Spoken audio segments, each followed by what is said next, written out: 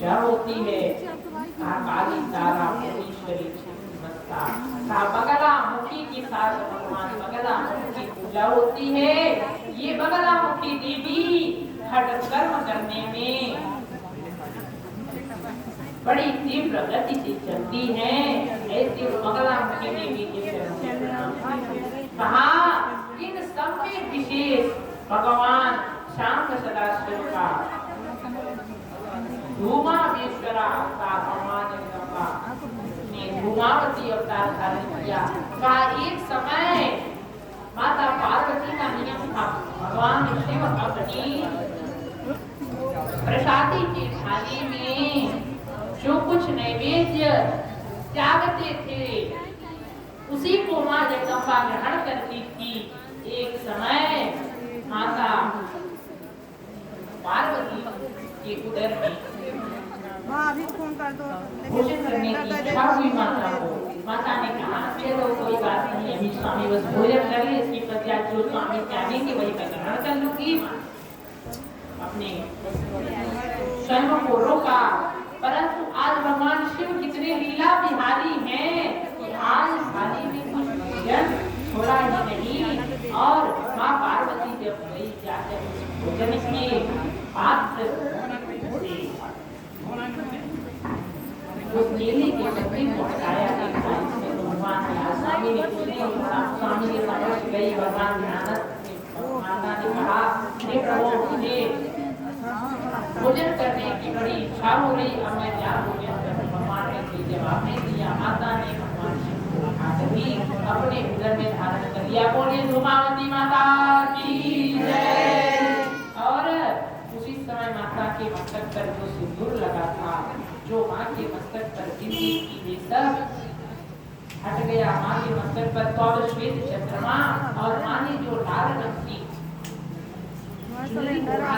अब श्वेत वस्त्र में परिवर्तित हो गया। माँ विलाप करने लगी।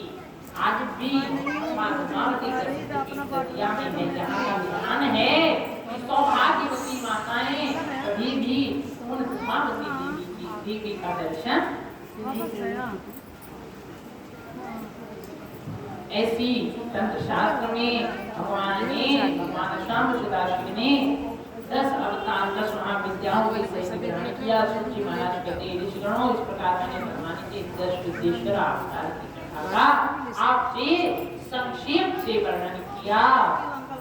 ये ऋषिगणों भगवान की तो अवतार अनंत है, कितना का जब शास्त्रों मुखों से शेषनाग गाने में असमर्थ है, वे 4 मुखों वेदों के ज्ञाता वेद पिता ब्रह्मा भी गाने में असमर्थ है। तो सूत जी महाराज कहते हैं कि मैं अपनी भगवान की लीला का वर्णन करूं। और यही ये दास भी कहता है कि ये दास अपनी स्तुति पूरी वाणी से भगवान श्याम सदाशिव स्वयं भी लीला पंडित जी चाकू को कोई जान भी कर सकता है जब वो किसी को स्वयं को जन्माएंगे तब, और कोई उनको नहीं जान सकता। कहा भगवान शिव के अवतारों के क्रम में आज भगवान उन श्याम सदाशिव भगवान कैलाशाधिपति के द्विजेश्वरा अवतार की कथा का वर्णन किया। कहा राजा नल और दमयंती थे, नल और दमयंती वन में विहार कर रहे थे। उसी समय भगवान ने एक द्विज का रूप धारण किया। माता पार्वती ने एक द्विज की भार्या का रूप धारण करके उनके समक्ष गई और भगवान ने अपनी माया से एक व्याघ्र को उत्पन्न किया। उस व्याघ्र ने उनका भक्षण करने की चेष्टा किया और माता पार्वती ने लीला पूर्वक स्वयं का भक्षण भी उस व्याघ्र को कराया। लीला पूर्वक माया राजा को ऐसा दिखाई पड़ रहा है कि माता ने भगवान ने द्विजेश्वरा अवतार जो बीजधारी भगवान शिव हैं उनकी भार्या को उस व्याघ्र ने खींच लिया और उनका भक्षण कर रहा है। परंतु यह सब तो माया है। भगवान ने राजा से बड़ी प्रार्थना की। राजा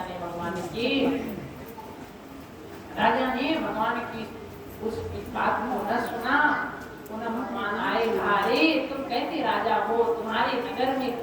शीघ्र कोई ब्राह्मण दुखी हो जाए, तुम्हारे यहाँ किसी ब्राह्मण की भार्या का कोई व्याघ्र हरण करके लेकर चला जावे और तुम ऐसे राजा हो कि तुम ध्यान ही नहीं देते हो।